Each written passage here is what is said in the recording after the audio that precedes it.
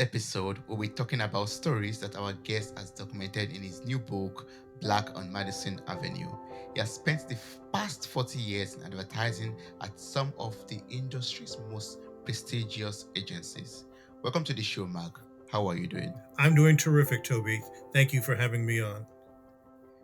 Thank you so much for joining me for a soulful conversation on this episode.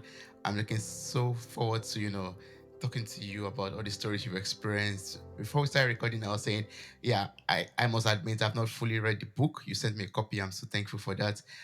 But the ones I've read, the chapters I've read, I'm like, oh my God, Mark has experienced a lot and he knows what he has truly written in this book. And this is going to be a blessing to everyone who picks up the book to read it.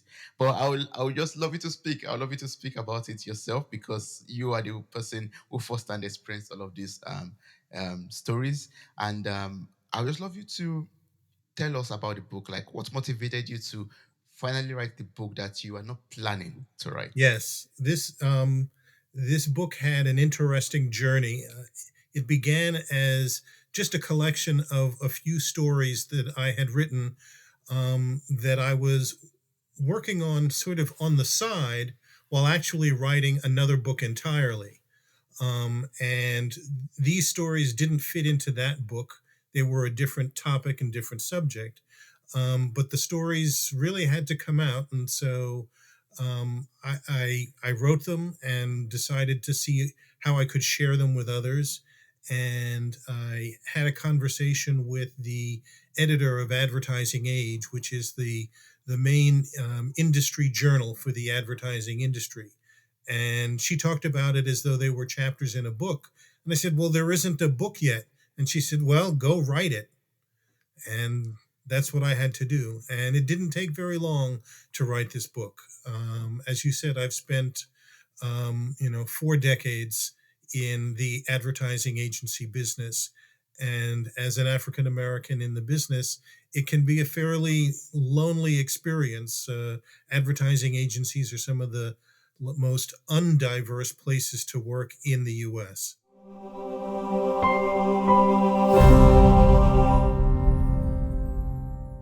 Yeah. And how was that like for you? I would love to just, dive down into it basically. What does it mean to be black in the advertising agency on Madison Avenue? um, well, I'll give you a couple of statistics just as an example or to paint a picture. In New York City, which is really the heart of the advertising agency business, in New York, about 66% of the adult workforce are people of color. So the majority of workers in New York are people of color. But in advertising agencies, instead of 66%, it's only 27% people of color who work at advertising agencies. So that's a gap of almost 40 points in difference from what it ought to be based on the population of New York. And of the That's people of color in total. So that includes African Americans, it includes Latinos, it includes Asian Americans. If you were just looking at Black people in the advertising business, it's only about 7%. It's a pretty small number. And then if you Yeah. look at it in terms of managerial positions, anyone of authority or power within the business, it's down to about 2%. Wow.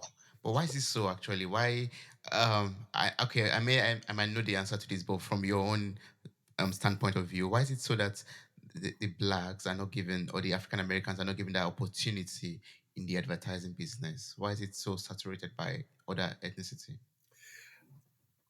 Advertising agencies are a lot like country clubs in the sense that in order to get into them, you have to know somebody who's already there who invites you in.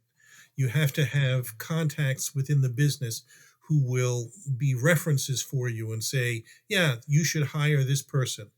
And, if we don't have people already in the business, it's hard to get that point of entry.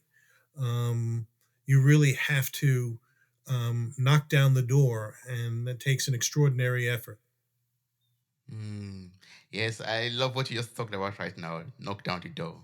Yeah. So, Mark, can you tell us how did you knock down the door? How did you step in into the room? How did you make a space for yourself? How did you get a seat at the table, or did you create a table for yourself? A lot of questions in like that. Well, my very first job interview right out of college, to try to get my first job in advertising, I met with the director of human resources, and this woman said, "You seem like a very bright young man, so I'm going to be honest with you. We don't hire Negroes here." Hmm. Um, and she said, "Other companies may not tell you the truth, but they're not going to hire you either." She said, "At least I'm telling you the truth." And she said, I'll hire you in a different department, but not in management. That will never happen." And I said, "No, thank you." She was making me a job offer for something else, and I turned it down, which is a fairly radical thing to do as a young black man. No one in my family had ever turned down a job offer before, especially not a job offer at a prestigious company, that paid well and all of that. But it wasn't the job that I wanted. So I said, "No, thank you." I said, I'll just keep looking until I find someplace that does say yes." And that's what I had to Hmm. do. I kept looking, and eventually I did find a place that was smart enough to say yes and hire me. Yes, you don't lower Yes. your standard. You just keep on looking and keep on searching for what befits you, what you deserve. Yeah. Yes. Yeah. I really love that you talked about this right now because when I was going through your book, it stuck to me too. That's in chapter 5 because I have it marked here. Chapter 5 of the book where you talked about say no thank you or something like that. So it was the topic of the chapter. And I was like, yes, how did Mark get the courage at that point in his life to say no, thank you. I deserve better than this. Well, I was very lucky that I went to you know schools that inspired in me a sense of there is no ceiling to your ambition.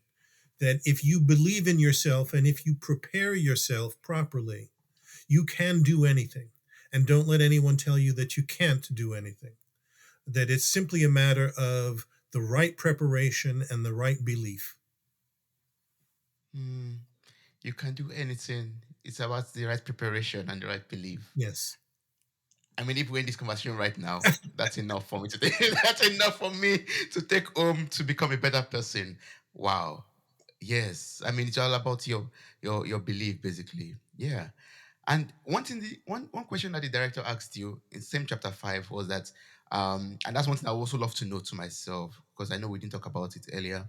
That's she asked you about your desire to to have a career in advertising. Like, what drew your desire to start a career or have a career in advertising? So I would love to know that to myself. I'll just be curious. Well, while I was a student in college, one of the alumni came back to the school to talk about his career in advertising and what he did. And he spoke to a room full of students. There were probably about 150 of us in the room at the time. And he spoke with such, not such passion, but such joy about what he did. You could tell immediately how much joy he got from what he was doing. And I just listened to him and said, I want that feeling that he has.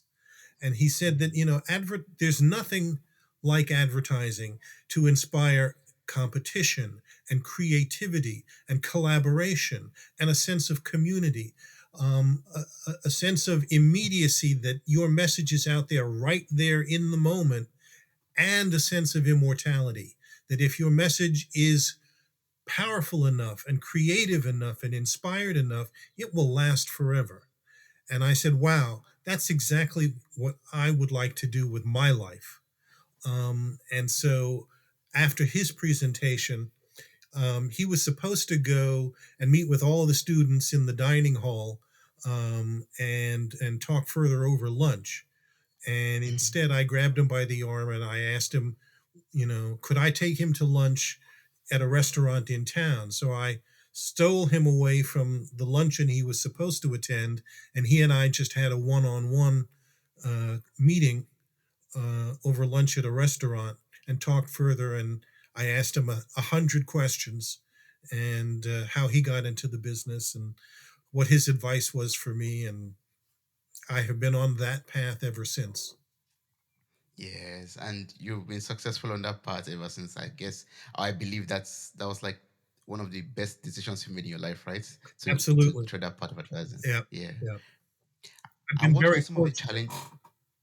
Yeah, yes, I believe that. Even from, I mean, I will encourage everyone out there to get the book to read it. I mean, you get a lot of lessons, learn a lot of lessons from it. Like we talked about in chapter 5, about knowing what you deserve and standing up to it and say, yeah, this is my standard, and fighting for what you believe you deserve, and not, letting anyone to undermine you because of your skin color, because of your ethnicity, your sexuality, your belief, whatever it might be.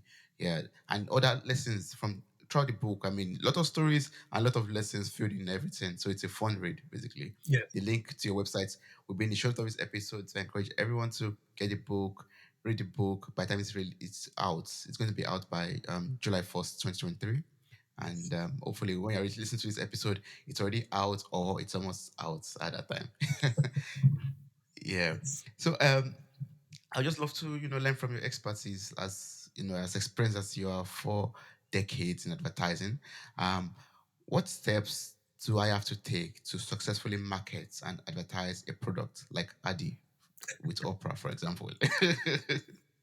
The most important thing, the most important skill in advertising is actually probably psychology, is understanding the mindset of your consumer audience, understanding the things that motivate them, understanding why they do the things they do, why they make the choices that they make. And once Mhm. you understand the behavior of your consumer, then you can be responsive to that behavior. You can say, oh, they choose these things for these reasons. I can build on that knowledge and understanding and that insight and provide a product that equally meets those needs for that consumer. And with Addie as an example, Addie was the first Black American Girl doll, and the American Girl dolls are very, very popular, and they're also very, very expensive. But uh, I helped to introduce Addie, the first Black doll from the collection, back in the 1990s, and it was meeting a need for um, uh, Black moms and Black daughters to have that experience that they saw everyone else was having that they didn't have. The sense to identify with the doll character and the stories and the history of the doll character, and to immerse yourself in that adventure of that doll character. Um, and unless you have a Black doll that has her own identity and her own history and her own story, you can't immerse yourself in that adventure. So we created all of that and had to go to great lengths to make sure that it was authentic, that it was intelligent, that it was something that you want to embrace and identify with. And all of the details had to be just right. So a lot of scholars and experts in different areas in terms of fashion and the history, and psychology and all of that went into the process of developing that product. Yeah. And I believe you took some risk, towards developing that product, or was it like oh, this is a gap in the market and we just have to fill it? Um, there's never any certainty about there's a gap in the market, we just have to fill it. um, there's always a risk, there's always a gamble. And so here again, preparation is important, knowing who your audience is, and making sure that as you invest a tremendous amount of time and energy and resources and money in bringing a product from idea to reality, you are using as much data and information as possible, um, to make sure that you're not flying too far off from the science of marketing. Marketing is both science and art, and they have to be Yeah. blended carefully together. But you have to have that information. Information and knowledge empowers everything that you do.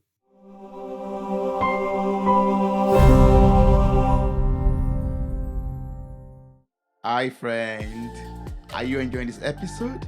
We would love to hear from you. Kindly send us a feedback. Are you following us on Spotify, Apple Podcasts, Google Podcasts, maybe on YouTube and other podcast platforms? Are you following us on Instagram, on Twitter, on Facebook? We would love to connect with you on all platforms. Links and further details are available in the show notes of this episode. Thank you.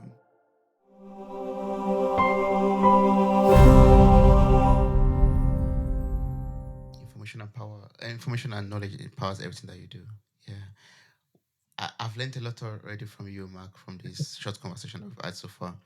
But I'd still love to know the the biggest lessons that you've learned over 40 years in advertising, especially being a black person in a market or in a place where there are not a lot of black people. So what are like some of the biggest lessons you've learned in over 4 decades in advertising? Um, I think perhaps the biggest lesson is um, that advertising is a tremendously personal experience, a tremendously personal business. Um, you cannot, even though I said it's a science, you cannot divorce it from the human, very personal, very subjective aspect of it. Um, if I am too detached from my work, if I'm not reacting to it as my consumer audience would react to it, then I'm going to make mistakes. And that is especially true in multicultural marketing.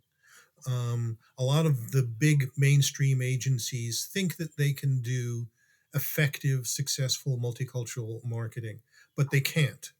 And the reason they can't is because their experience, their life experience, is not the same as their consumer. So they don't relate to it, they don't understand it on a very human level. And so when I talk about, and my peers in multicultural marketing talk about our work, we say that marketing to African Americans is not just what we do, it is who we are. And that is what makes the difference. Mm, it is who we are. Yeah. That's a big lesson. I mean, you can't separate your identity from marketing, basically. And yeah, I think, or from my little understanding, you also bring in your personality, your experiences, your belief, and yeah, perspective into the product that you advertise or the advertisement strategies that you create for a product. Also, Yes, yeah. yes. Mm. You really have to internalize a lot of the insights and understanding and make it something that is very personal. Yeah. It, just for your book, I'd love to go back to your book, Black on Madison Avenue. I know it's filled with a lot of stories. It's filled with a lot of experiences. It's filled with a lot of memories that you have documented over the years, or I've had the opportunity to collect over the years. So yes, that's it. Black on Madison Avenue. Nice cover, by the way. Um, I would just love to know, is there like a particular memory, a particular story, a particular experience that stands out, to you today, like that you can never ever forget, that you could, always reflect back on and still remember and, appreciate or remember the lessons that you got from it, or how the moment felt like to you was so special? Um, there are so many, and I've, for better or for worse, I've been in the business so long that I have many stories and many memories.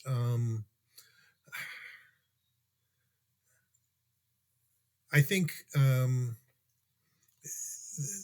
friends that I've made along the way. Mm.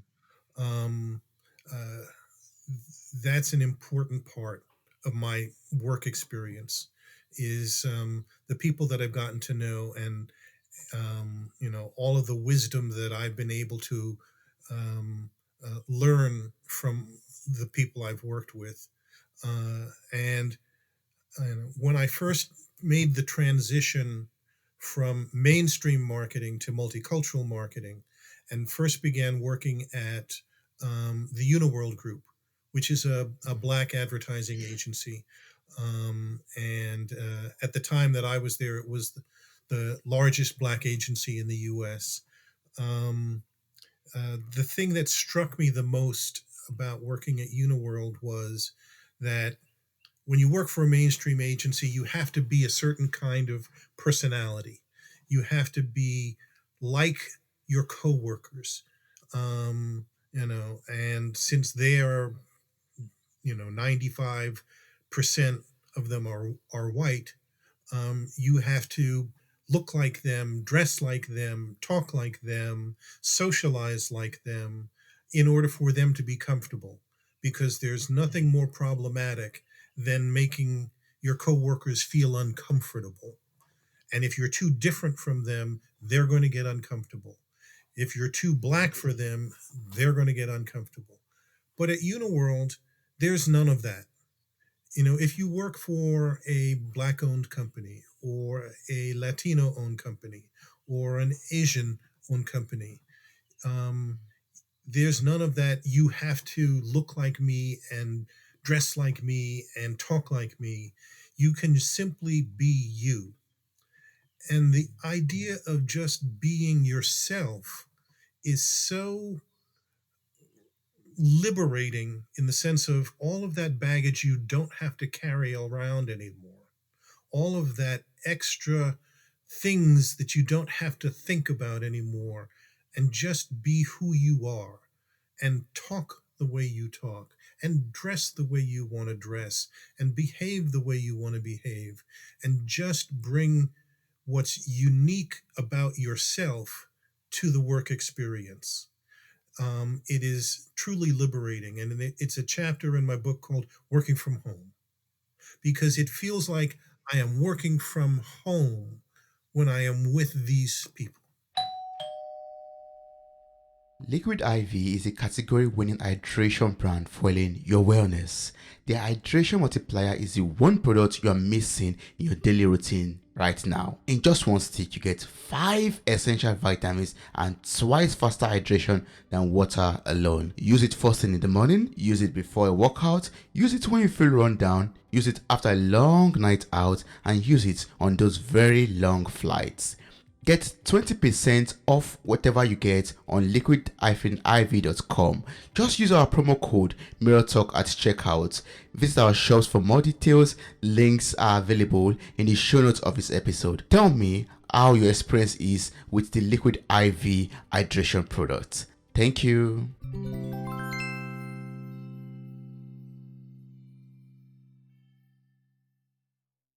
How would you say that, maybe improves your creativity in some ways because you have that freedom to express yourself and be who you truly Absolutely. are?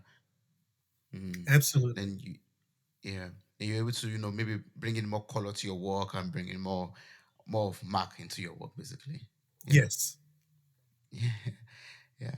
I would just love to know also, like, I know in the course of the 4 decades, you've, you know, seen fame, you've worked with famous people, you've done and you've gone to fancy places, basically.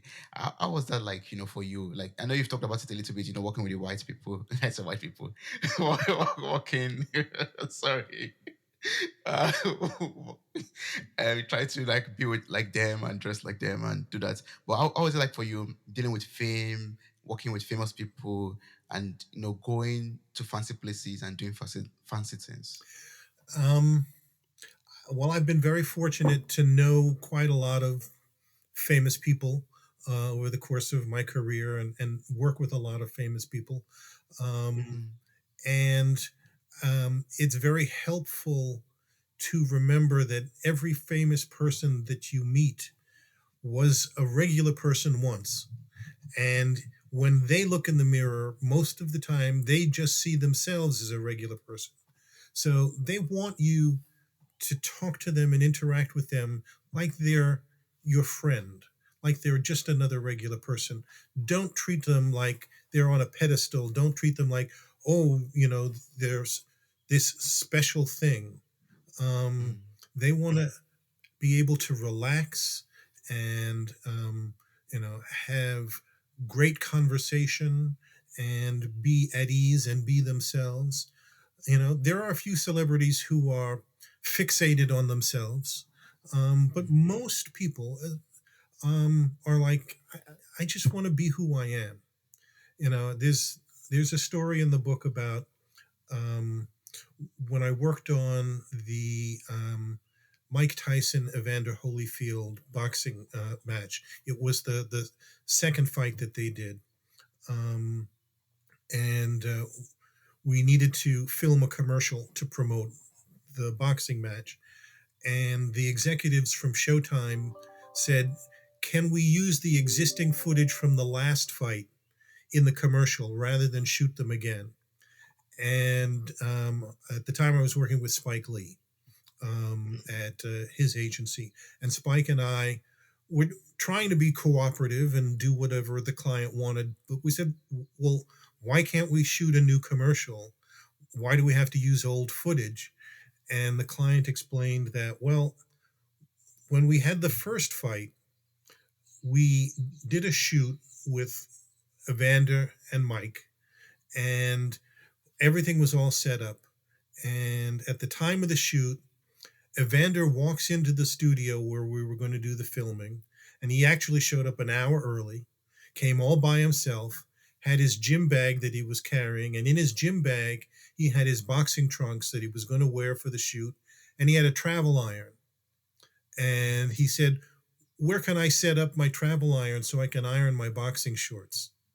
And everybody got a good laugh out of the whole thing and said, "Evander, you don't have to iron your own boxing shorts. We'll take care of all of that for you. Go over there, have some breakfast, relax. We'll take care of everything for you." And he just mm, wanted to be a normal guy. And, that's what he felt that he was expected to do. And then we all waited a while for Mike to show up. And we ended up waiting the entire day. Mike didn't show up until 2 days later, after the oh, shoot wow. was supposed to happen. Showed up 2 days Yeah. later. Nobody had heard from him or knew where he was or what he was doing. But he Mm, showed up with 10 people with him in an entourage. And he said, "Everybody's hungry. We need to eat." And so it was like night and day between Mike and Evander in terms of the experiences there. mm, And the executives from Showtime said, "So we don't want to have to go through that again." And that's why they didn't want us to have to shoot them a second time. And we actually came up with a very creative solution. And I don't want to spoil the story, but if you read the book, mhm. we came up with a new and different way of handling the commercial for the rematch between Mike and Evander. Um, but Evander is more typical of most of the celebrities and famous people that I've worked with. Is, they just want to be themselves. Yeah, and that's good. I mean, it's good to be yourself even when you have so much fame. It's good to be down to earth, basically. Yeah, yeah. I mean, that's another story for another day. Back to your book. The last chapter you talked about sharecropping on Madison Avenue. What does that mean? What does sharecropping mean? Can you explain that to us? Well, sharecropping, historically, was a system created after the Civil War in America, after slavery, where the Southern plantation owners and Southern farmers wanted to continue to control the labor that they had under slavery and continue to control Black people working their fields and farming their crops. But since slavery was now outlawed, they came up with a new system, and it was called sharecropping.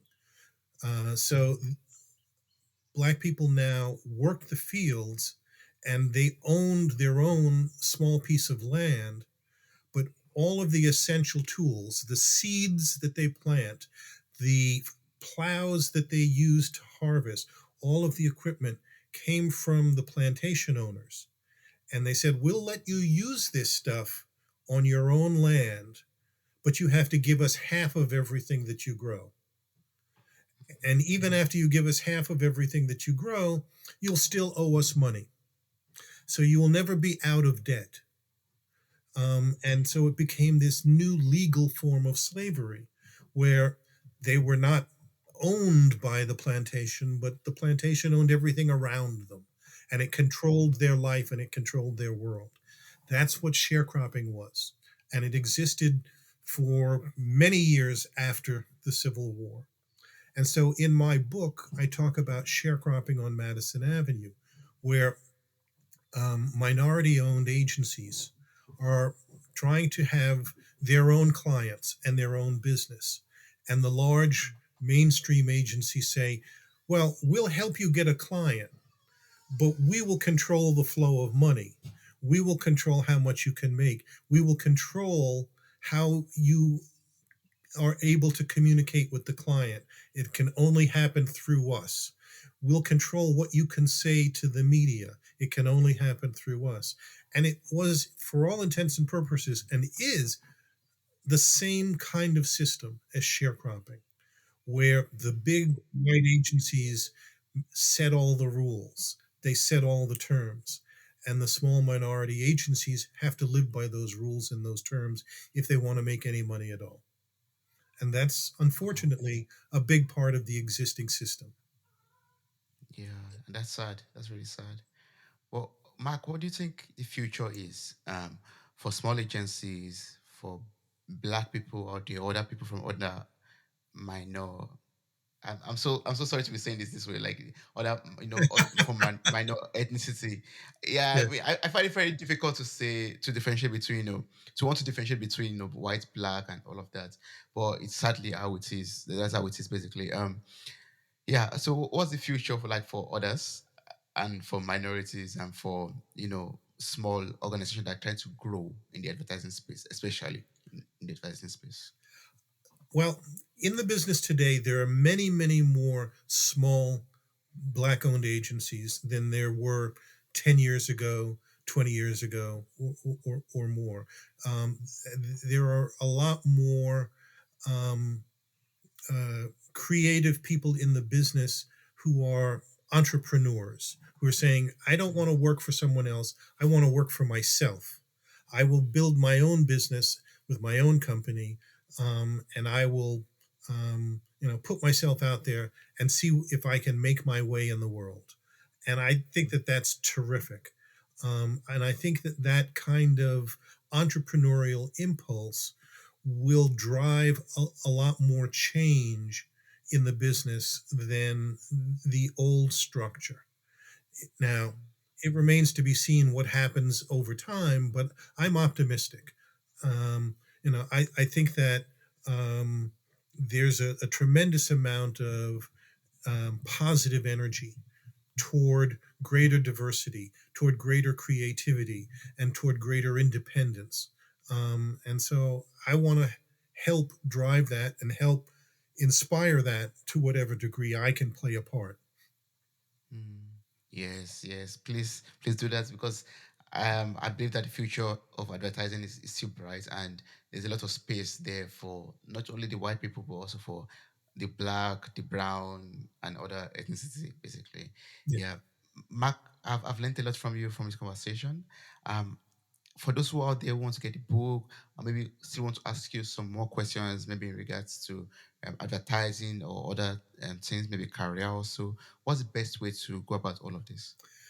Um, if you want to get in the business, the first thing that you should do is watch a lot of commercials, see a lot of ads, make that part of your natural language. you know Make it something that you innately and instinctively understand. Is how does that ad appeal to someone? What is this ad saying that changes someone's behavior. So study that the way you would study any subject. It's not so much in the classroom, it's not so much what you read in books. Although do read some, there are some very good books on advertising, but the best classroom is just look at as many ads as possible and go, why does that work? Or why is that ad working and that one over there doesn't work? And if you can begin to teach yourself those things, that's the best skill set. And reach out, find people who are in the business now. Because at the start of our conversation, I said, in order to get in the business, you have to know somebody who's already in there. So network, um, find people who are in the business, talk to them. They'll be more than happy to spend time talking to you. Advertising people are very talkative people, so they're happy to have conversations. Um, and I think most people are good people and will reach back and help others, and will mentor others if they're asked. Most of the people that I know in the business would be only too happy to help other people make this a more diverse business. Mm. Oh, great. That's good. Thank you so much. I really appreciate this conversation, Mark. I've learned so much from you, even from your stories and from your book. Also, it's going to be released on the 1st of July, and I Yes, encourage everyone out there to get the book. If you are interested in advertising, especially, it's a good read for you. If you are interested in just building up your career, it's a perfect book for you. If you're just interested in learning about someone else's story and lessons from that, wonderful read for you, basically. absolutely. So yes, thank you so much, Mark. I really appreciate this. Toby, thank you again. Wow, you made it to the very end of this episode. Thank you so much for listening. I'm grateful for your time, your love, and your contributions. Subscribe, like, review, and share this podcast. God bless you. Bye. Bye.